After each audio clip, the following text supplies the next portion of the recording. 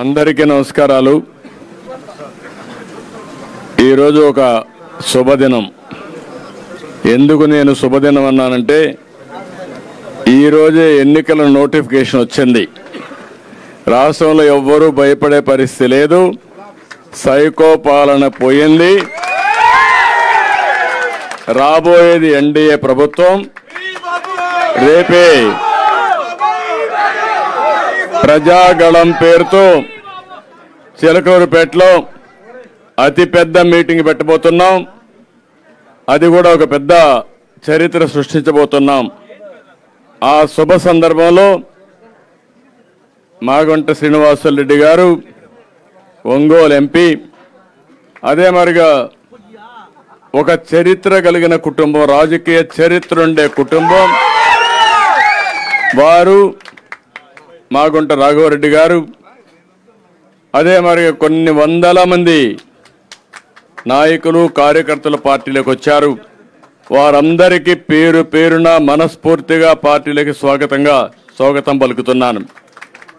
అదే సందర్భంలో ఈరోజు మీరు చూస్తే నెల్లూరు నుంచి వంటేరు వేణుగోపాల్ రెడ్డి గారు మాజీ ఎమ్మెల్యే ఆ రోజు బ్రహ్మాండంగా చేశారు। ఆయన కూడా ఈరోజు మళ్ళా పార్టీలోకి వచ్చారు। వారికి కూడా మనస్ఫూర్తిగా స్వాగతం పలుకుతున్నా। అదే సందర్భంలో చెంచు గరటయ్య ఎప్పటి నుంచో కూడా రాజకీయాల్లో ఒక మంచి పేరు, ఆయనతో కలిసి చెంచు కృష్ణ చైతన్య ఆయన కూడా మొన్నటి ఒక కాన్స్టిట్యున్సీ ఇన్ఛార్జిగా ఉండి ఈరోజు మళ్ళా మన పార్టీలోకి వచ్చారు। వారిని కూడా మనస్ఫూర్తిగా పార్టీలోకి స్వాగతం పలుకుతున్నా। చీరాల మాజీ శాసనసభ్యులు మన మిత్రులు మళ్ళా సొంత ఇంటికి వచ్చాడు రామారావు గారు।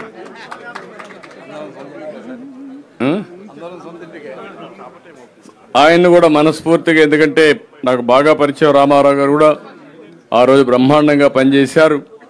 ఈ రోజు కూడా ఉత్సాహంగా పనిచేయడానికి ప్రజాసేవ కోసం పార్టీలోకి వచ్చారు। వారిని కూడా మనస్ఫూర్తిగా సాదరంగా ఆహ్వానిస్తున్నా। ఈరోజు రాష్ట్రంలో ఒకటే మీరు గుర్తుపెట్టుకోవాలి, ప్రజలు గెలవాలి, రాష్ట్రం నిలబడాలి। దీనికి సైకో పాలన పోవాలి, ఎన్డీఏ పాలన రావాలి। మళ్ళీ మీకు చెప్తున్నా, రాష్ట్ర భవిష్యత్తు ఆకాంక్షించే ప్రతి ఒక్క వ్యక్తి కూడా ఆలోచించుకోవాల్సిన సమయం ఆసన్నమైంది। నిన్నటి వరకు అందరం బాధపడ్డాం, భయపడ్డాం। సరే, నాలాంటి వాడు తెగాయించాం, అది వేరే విషయం, మీరు చూశారు।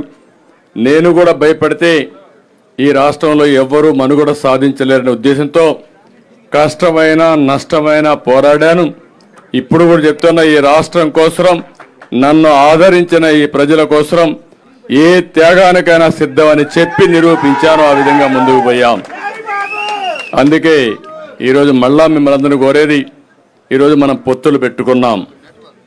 ఈ పొత్తులు ఇక్కడే వర్మ గారు ఉన్నారు పిఠాపురం నుంచి, ఆయన అనుమాయులు కూడా చాలా మంది నాయకులు కార్యకర్తలు వచ్చారు। పిఠాపురం నియోజకవర్గాన్ని బ్రహ్మాండంగా సమర్థవంతంగా ఎప్పటికప్పుడు నర్చర్ చేసి వర్మగారు ఆ నియోజకవర్గాన్ని బ్రహ్మాండంగా నడిపించారు। కష్టాలు పడ్డారు, ఇబ్బందులు పడ్డారు, అయినా కూడా ఎక్కడ వెనుదిరగలా, ఆర్థికంగా ఇబ్బందులు వచ్చాయి, అయినా కూడా ఎక్కడ వెనుదిరగకుండా ముందుకు పోయే పరిస్థితికి వచ్చారు। అలాంటి వ్యక్తి ఈరోజు పవన్ కళ్యాణ్ గారు భీమవరంలో పోటీ చేస్తారనుకున్నాం, కాదు నేను పిఠాపురం నుంచి పోటీ చేస్తానంటే ఆయన కోసం త్యాగం చేయమని నేను మన వర్మ గారిని కోరా, తప్పకుండా అంగీకరించారు। నేను ఒకటే మిమ్మల్ని కోరుతున్నా, ఏదైతే ఈరోజు పవన్ కళ్యాణ్ గారు ఈరోజే కాదు 2014లో ఈ రాష్ట్రం బాగుండాలి, ఈ రాష్ట్రం బాగుండడం కోసం నేను పోటీ చేయని ఈసారి నేను కూడా పూర్తిగా ఎన్డీఏకి సహకరిస్తానని చెప్పి సహకరించిన వ్యక్తి పవన్ కళ్యాణ్ గారు। అదే మాదిరిగా ఈ ప్రభుత్వం పైన వ్యతిరేకత ఉంది, ఈ రాష్ట్రం బాగుపడాలంటే ఈ ప్రభుత్వ వ్యతిరేక ఓటు చేరకూడదని చెప్పి దానికోసం పనిచేసిన వ్యక్తి పవన్ కళ్యాణ్ గారు। అలాంటి వ్యక్తి అక్కడ పోటీ చేసినప్పుడు ఒక పొత్తు ధర్మంలో వర్మ గారికి ఇబ్బంది ఉంటుంది, కార్యకర్తలకు ఇబ్బంది ఉంటుంది. కానీ ఆ పొత్తును మనం నెరవేర్చవలసిన బాధ్యత కూడా ఉంటుంది. నేను అందుకే వారికి ఒక మాట చెప్పాను, మీరు ఎమ్మెల్యేగా రాలేరు కానీ ఆ నియోజకవర్గం తరపున ఎమ్మెల్సీగా మొదటి ఇచ్చే ఎమ్మెల్సీలో మీరు ఉంటారు.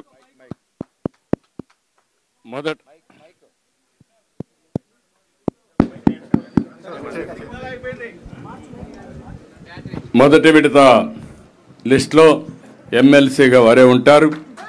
శాసన మండలికి వస్తారు. శాసన మండలికి రావడమే కాకుండా రేపు భవిష్యత్తులో నాకు కూడా కొంత బాధ్యత ఉంది, క్షత్రియులకు న్యాయం చేయాలి. అలాంటి న్యాయం చేసే దాంట్లో ప్రమోషన్లో మొట్టమొదటిగా వర్మ గారు ఉంటారని చెప్పి మరొకసారి మీ అందరికీ తెలియజేసుకుంటూ, ఇంకొక పక్కన కార్యకర్తలందరినీ కోరుతున్నా, ఈరోజు వర్మ గారంటే అభిమానంగా ఉండే ప్రతి ఒక్కరూ పవన్ కళ్యాణ్ గారిని గెలిపించుకోవాలి. అతిపెద్ద మెజారిటీ, చరిత్రలో ఎప్పుడు రానంత మెజారిటీ రావాలి. ఈరోజు దుర్మార్గులు వైసీపీని చూస్తే ఒక నాయకుడు పోటీ చేస్తా ఉంటే ఆ నాయకుడు పోటీ చేసిన సీట్లో ఈర్ష్య, అసూయ భరించలేకుండా ఇష్టానుసారంగా ఇబ్బంది పెట్టే పరిస్థితికి వచ్చారు. నేను అందుకే ఈ రోజు నుంచి మిమ్మల్ని కోరుతున్నా, ఎక్కడ కూడా ఒక చిన్న ఇది రాకుండా మీరే వర్మ క్యాండిడేట్ అయితే ఎట్లా పనిచేస్తారో దానికంటే 10 రెట్లు ఎక్కువగా పనిచేసి పవన్ కళ్యాణ్ గారిని బ్రహ్మాండమైన మెజారిటీతో గెలిపించవలసిందిగా ప్రతి ఒక్కరిని కోరుకుంటూ, ఈరోజు మాగుంట రాక ఏమీ మీకు అనుమానం లేదు. ఈరోజు చూస్తే మొత్తం ఒంగోలు నాయకులు వచ్చారు, కార్యకర్తలు వచ్చారు. ఈరోజు నాకు అన్నీ చెప్పాను, నేను అదే చెప్పింది, అదే క్లారిటీ. నాకు నీకేమో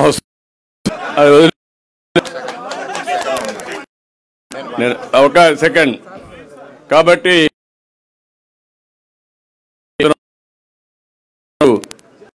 శ్రీనివాసరెడ్డి గారు వచ్చినట్టు జిల్లా రాజకీయం తిరగబడింది. రేపు డెఫినెట్ గా 100% స్థానం మనదే, దాంట్లో మీకు అనుమానం. ఉధృతంగా గాలి వీస్తా ఉంది, మీరు గుర్తుపెట్టుకోవాలి. ఇది పెను తుఫానుగా మారుతుంది. ఈ తుఫాన్లో ఎవరైనా అడ్డం వస్తే కొట్టుకోపోవడం తప్ప వేరే మార్గం లేదు. రేపే మనకు ప్రధానమంత్రి గారి మీటింగ్ ఉంది. ఆ మీటింగ్ అంతా కూడా మీరు ప్రిపేర్ కావాలి. దర్శి కూడా తొందరలో నిర్ణయిస్తాం. పెడతాం. ఏం చచ్చిపోవక్కర్లేదు, నువ్వు ధైర్యంగా ఉండు, అయిపోయింది ఆ రోజులు ఇంకా. కాబట్టి అవన్నీ కూడా ఏం చేయాలో చేస్తా అని చెప్పి తెలియజేసుకుంటూ